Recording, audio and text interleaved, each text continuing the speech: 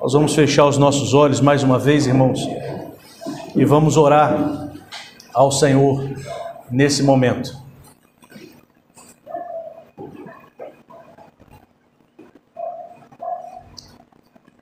Eterno Deus, nosso Pai, Deus justo, santo, amoroso, nosso Deus fiel, em nome de Jesus, a tua igreja, o teu povo, que se chama pelo teu nome, se achega diante de ti e te suplica, ó Deus, fala conosco, através da exposição da tua palavra, que nós possamos aprender mais de ti, conhecer mais ao Senhor, mergulhar nas profundezas do conhecimento de um Deus sábio e poderoso, e que dessa forma, ó Deus, conhecendo de fato quem tu és, que este conhecimento possa transformar as nossas vidas, as nossas atitudes, o nosso falar,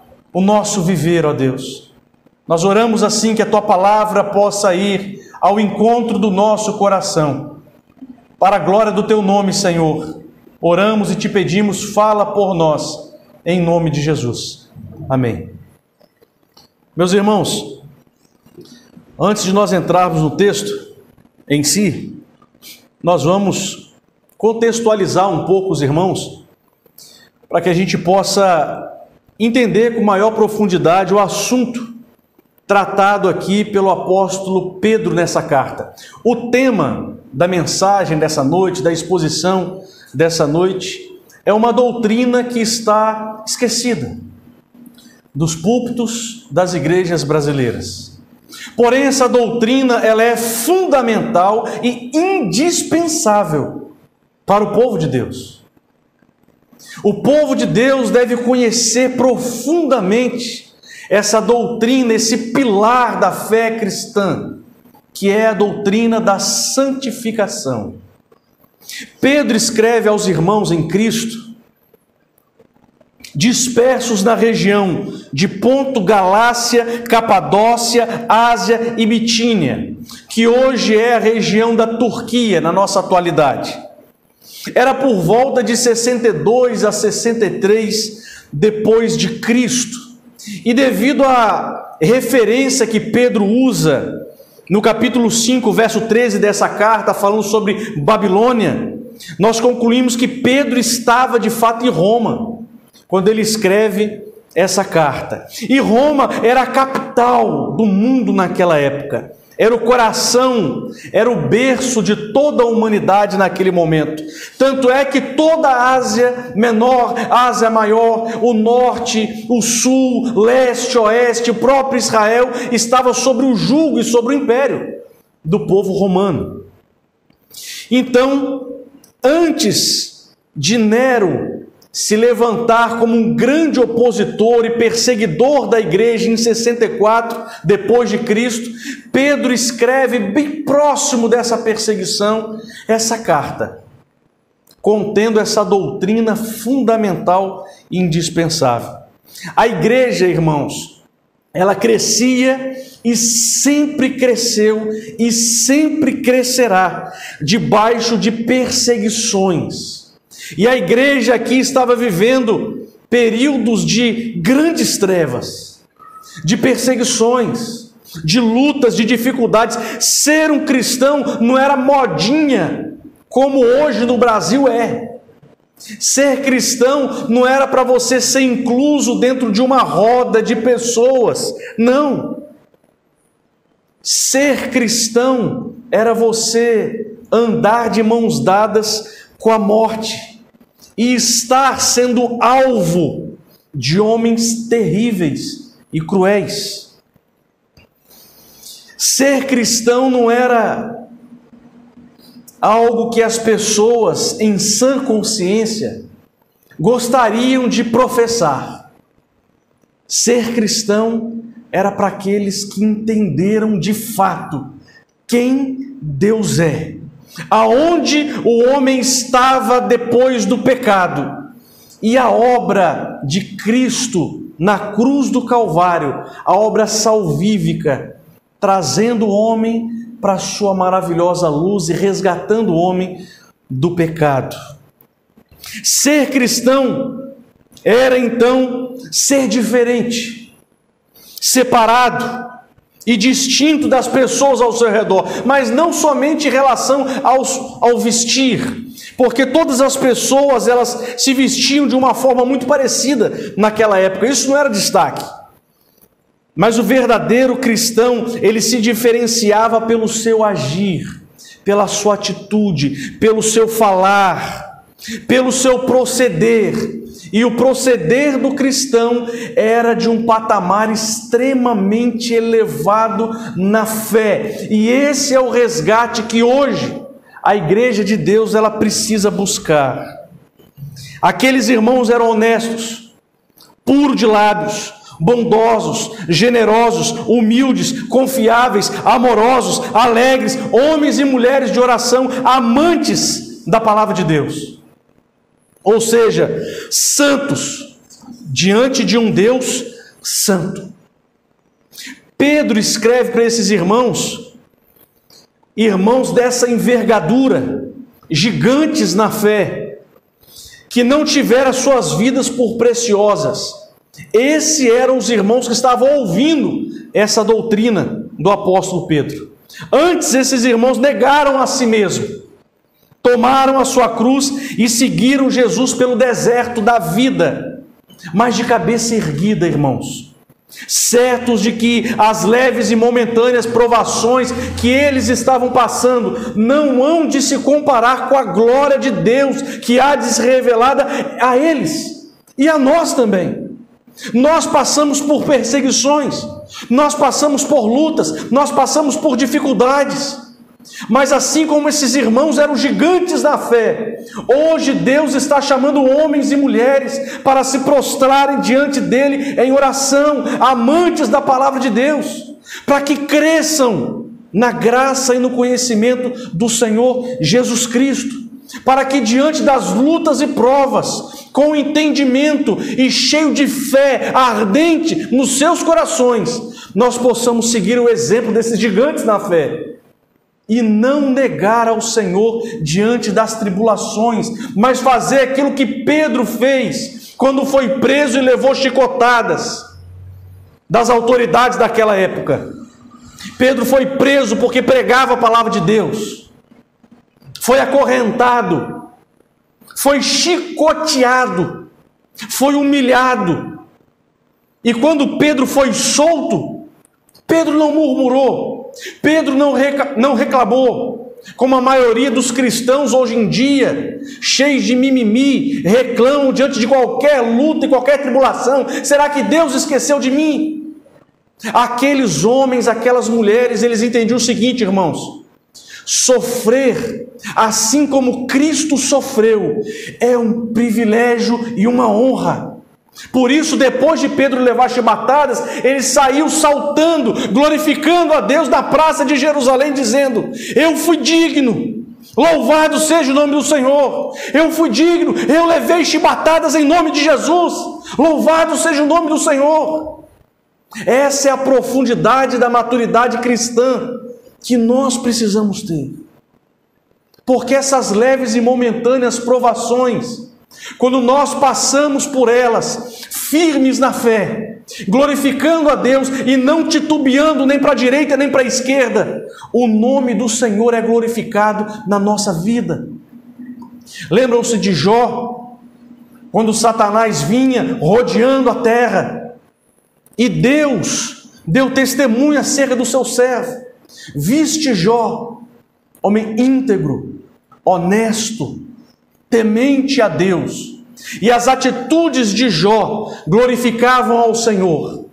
Então o diabo se apresentou diante de Deus e disse: mas o Senhor cerca-o de bens, o Senhor cerca-o de prosperidade, tira isso dele, tira a prosperidade, tira os bens, tira a família, e ele vai blasfemar na tua face.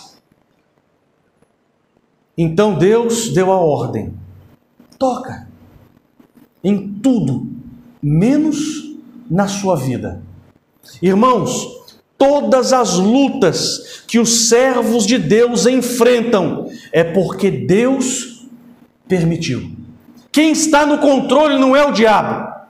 Quem está no controle não sou eu, não é você. Porque Deus é soberano.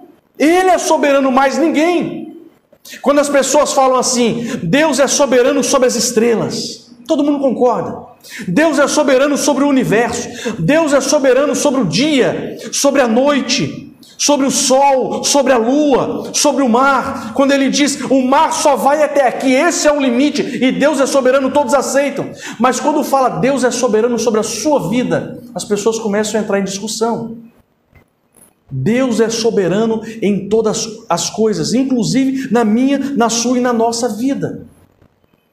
Então, quando Satanás, quando o diabo tocou em todas as coisas que Jó tinha, a palavra de Deus diz que Jó não pecou contra o Senhor. E Jó se levantou e disse, eu vim nu para a terra, e nu eu voltarei para a terra. Deus deu e Deus tirou. Louvado seja o nome do Senhor. É isso que nós precisamos entender.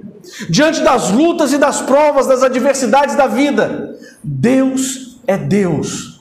E se Deus permitiu as chicotadas da vida, se Deus permitiu que Satanás vá até um certo ponto, na minha, na sua e na nossa vida, permaneça firme, e diante do seu testemunho, glorifique dizendo, como Jó fez, cheio de enfermidade, de pus, coçando a pele com caco, com telha, sua família morta, seus bens destruídos, Jó se levanta e diz, eu sei em quem eu tenho crido, eu sei que o meu Redentor vive, e por fim ele se levantará em glória. Eu sei que as minhas leves e momentâneas provações não hão de se comparar com a glória de Deus que há de ser revelada à minha vida, à sua vida. Por isso, diante das lutas, erga a cabeça, irmão. Erga a cabeça, levanta a cabeça e glorifica a Deus, porque nem a morte pode te tirar da presença de Deus. O máximo que a morte pode fazer é te entregar nos braços do Pai na eternidade.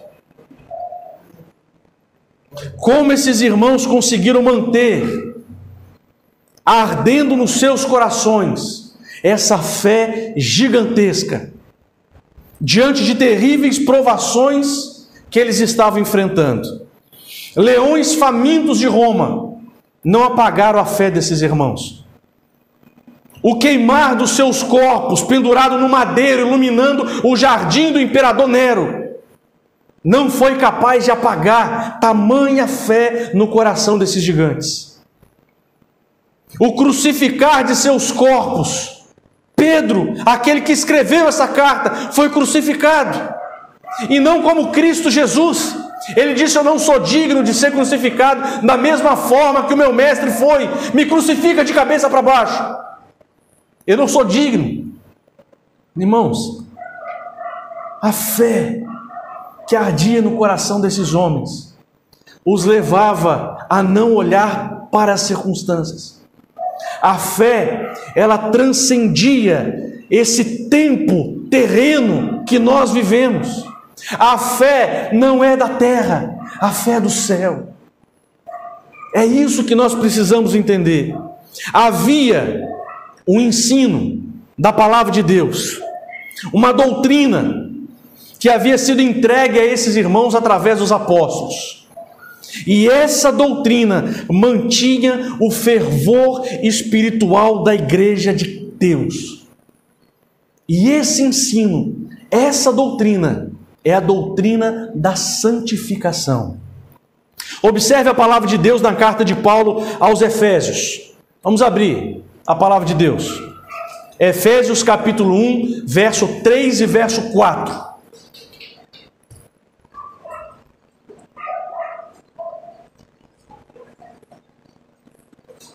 Efésios capítulo 1, verso 3 e 4.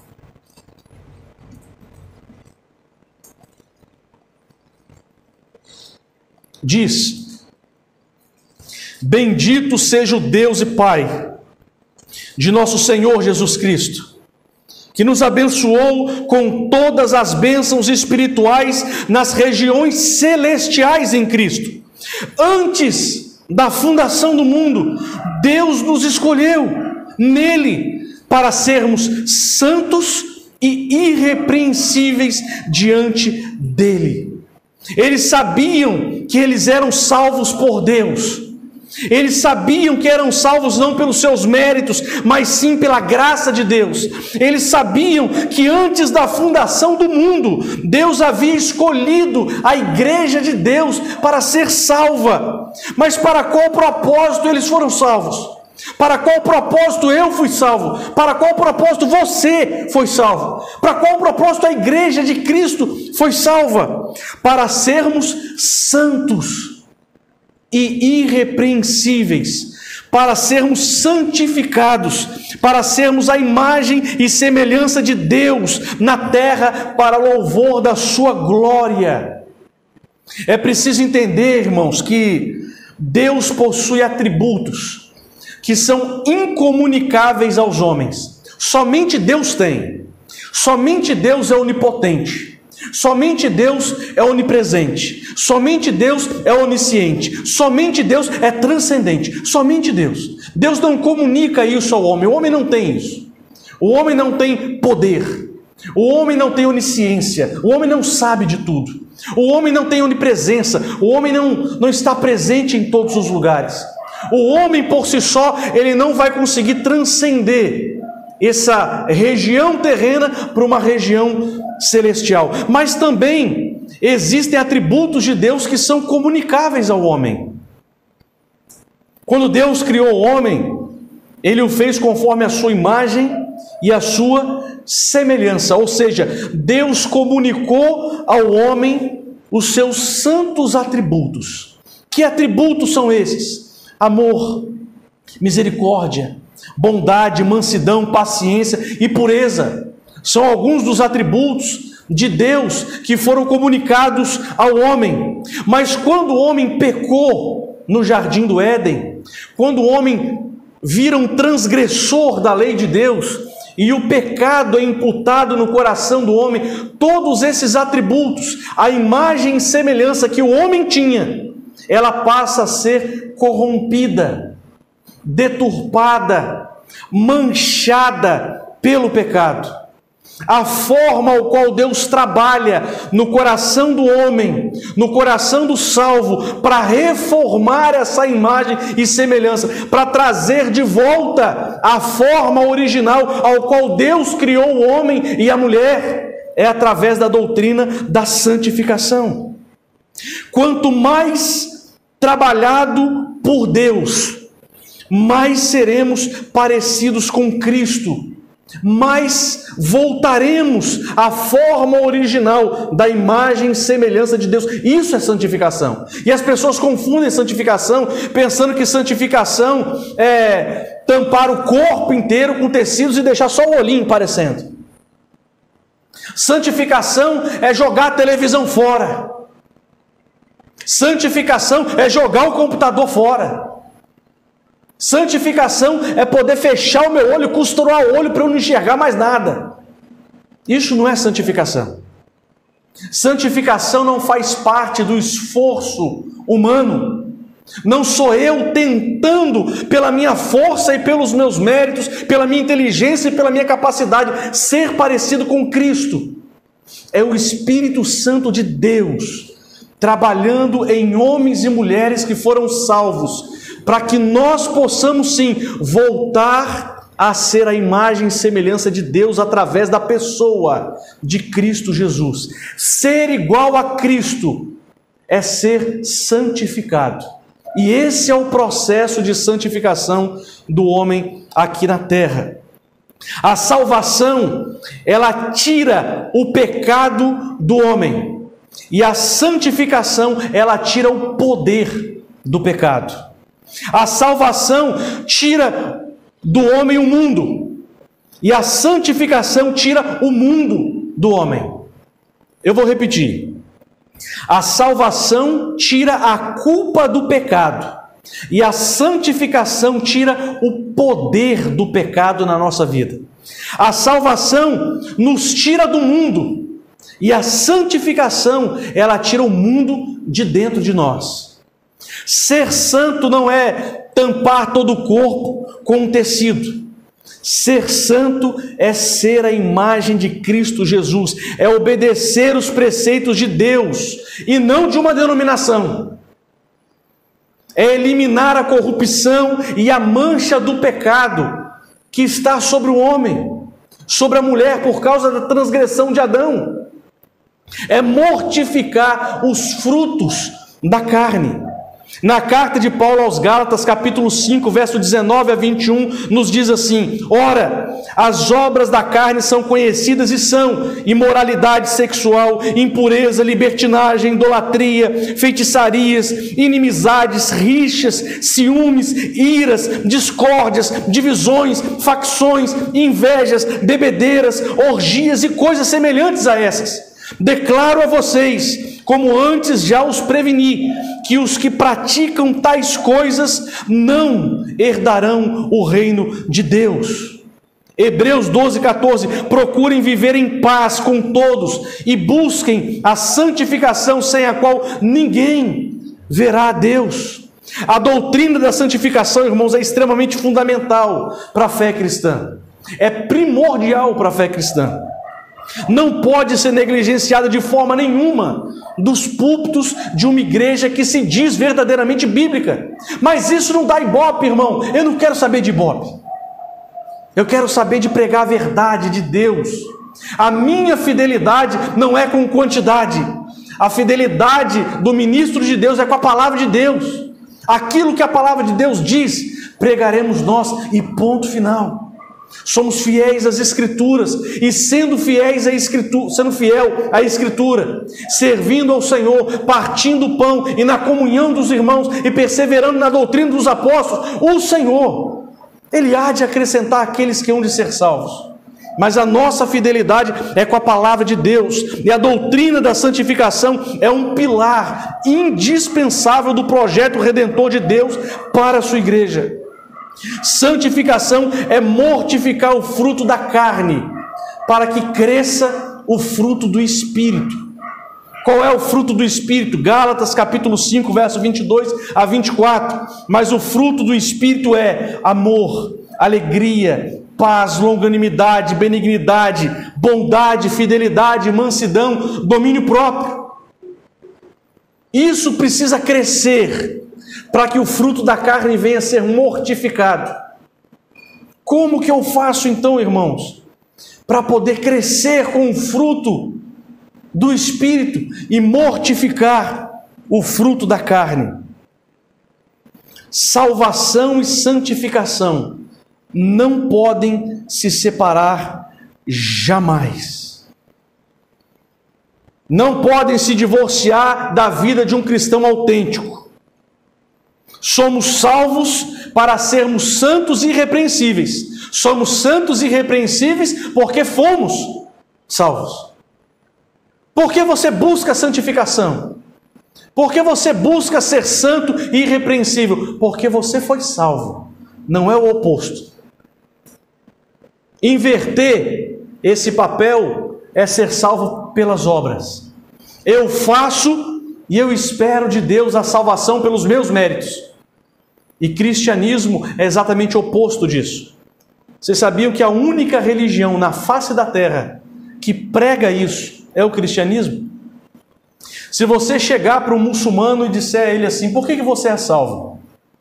Ele vai falar para você: porque eu sigo os preceitos, porque eu sigo aquilo que está escrito, porque eu vejo o Alcorão e sigo todos os preceitos. Então eu sou salvo porque eu sigo os preceitos. Pelos meus méritos eu sou salvo. Se você chegar para alguém que segue Buda, ele vai falar para você que ele é salvo porque ele segue os preceitos de Buda. E todas as religiões, o homem é salvo porque ele faz. No cristianismo é o oposto. Se você perguntar a um cristão verdadeiro: por que você é salvo? A resposta dele é: porque Cristo fez. Eu não fiz nada. Eu não sou salvo pelos meus méritos. Eu sou salvo pela graça de Deus em Cristo Jesus.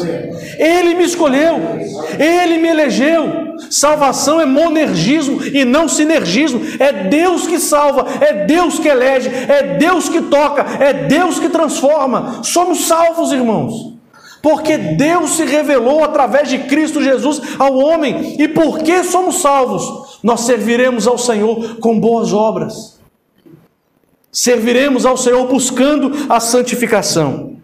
É importante nós entendermos o plano de salvação, para melhor compreensão, que se chama ordem de salvação. Na época dos reformadores foi chamado no latim de ordo salutis, que são 5 pontos.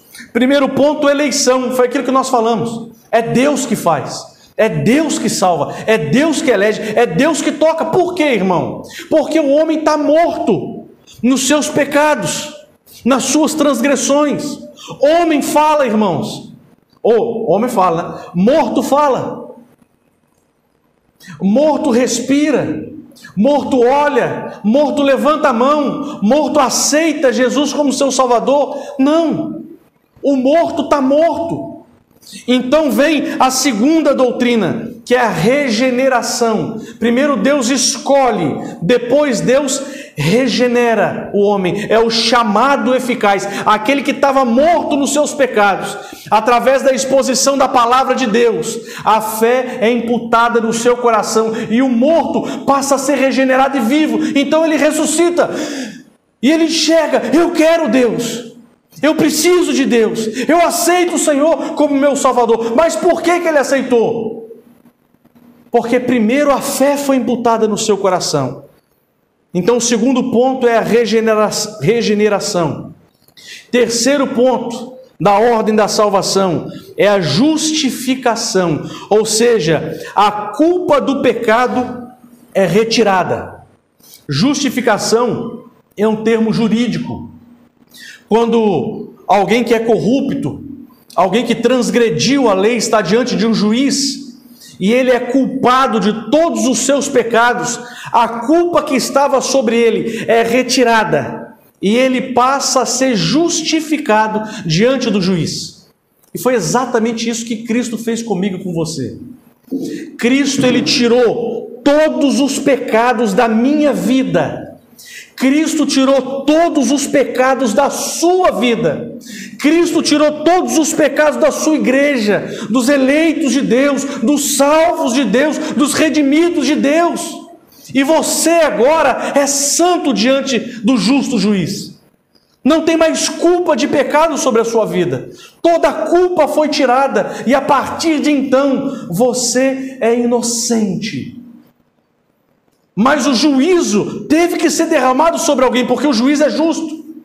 E esse juízo foi derramado sobre Cristo, na cruz do Calvário.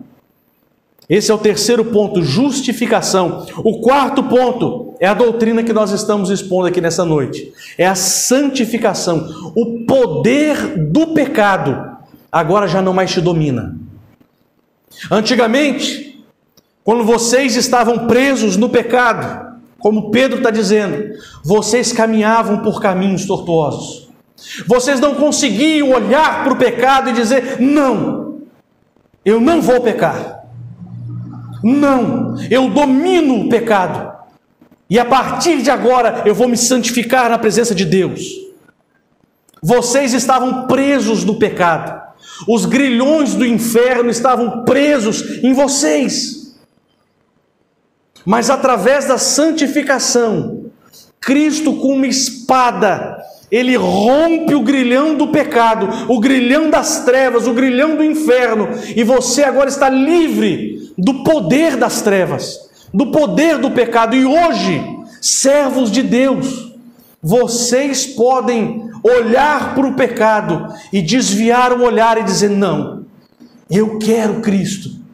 Vocês podem se ajoelhar diante de Deus, se ajoelhar através de Cristo Jesus, se lançar na cruz do Calvário e dizer: Senhor, eu quero Cristo na minha vida, eu quero santidade, eu quero pureza, e eu posso dizer basta para o pecado. Doutrina da santificação. E por último, na ordem da salvação, é a glorificação. É o dia em que Cristo voltar e o nosso corpo, que é corruptível, vai se revestir de incorruptibilidade. E aí sim, de forma plena e completa, aonde está, ó inferno, o teu aguilhão?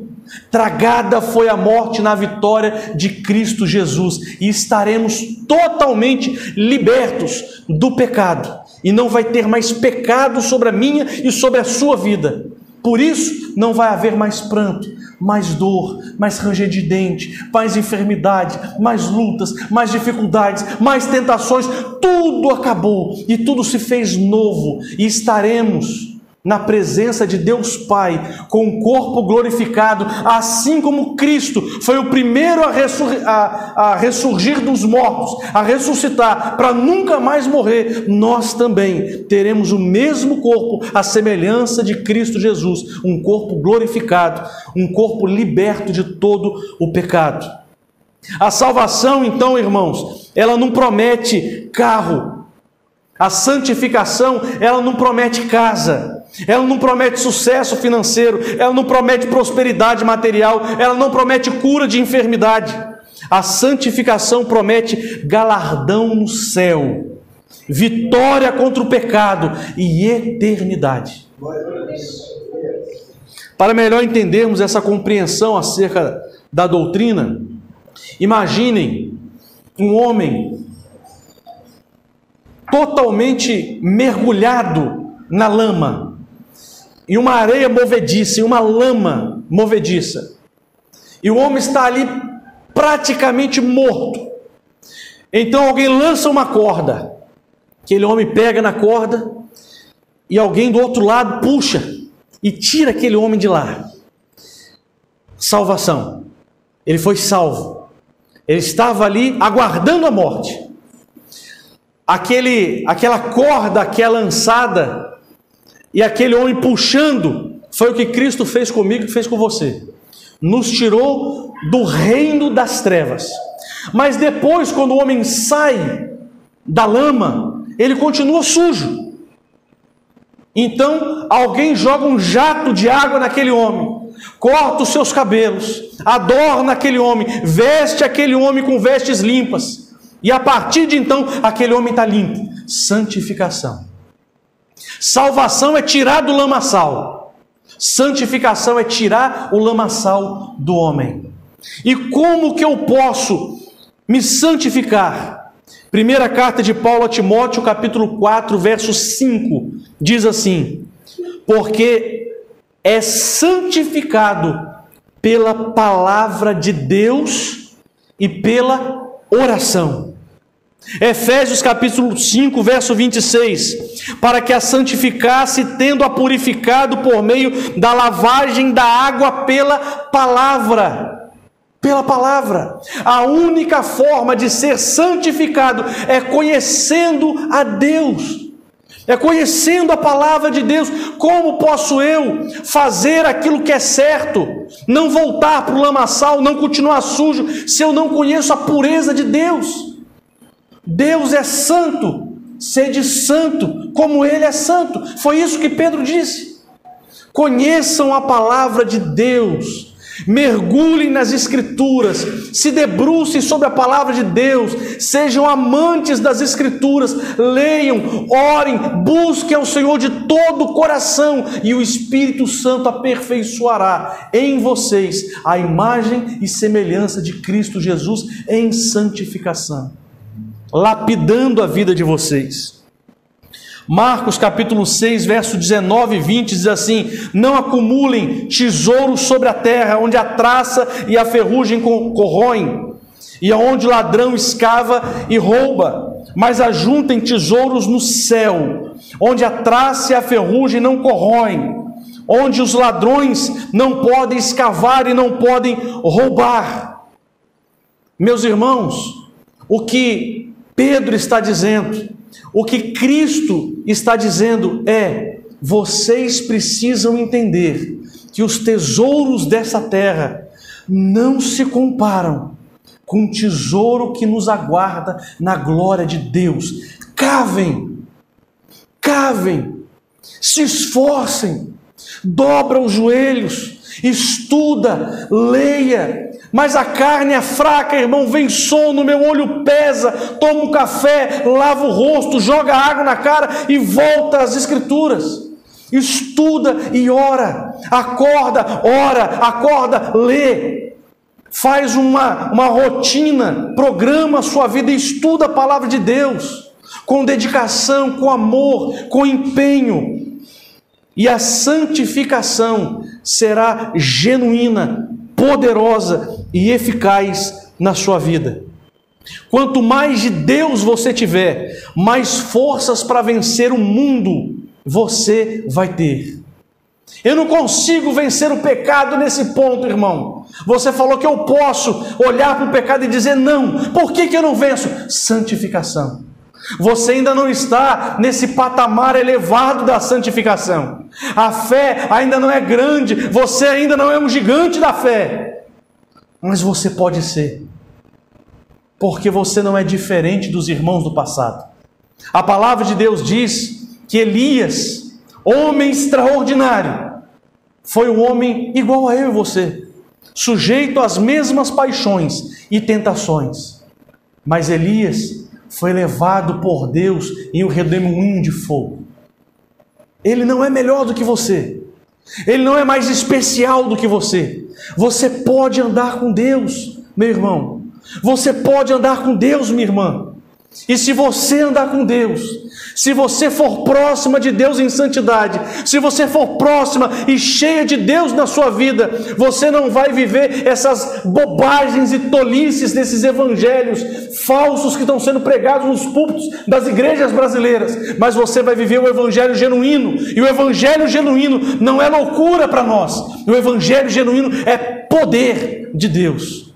O poder de Deus que é transformar a sua vida para vencer o pecado, será uma realidade.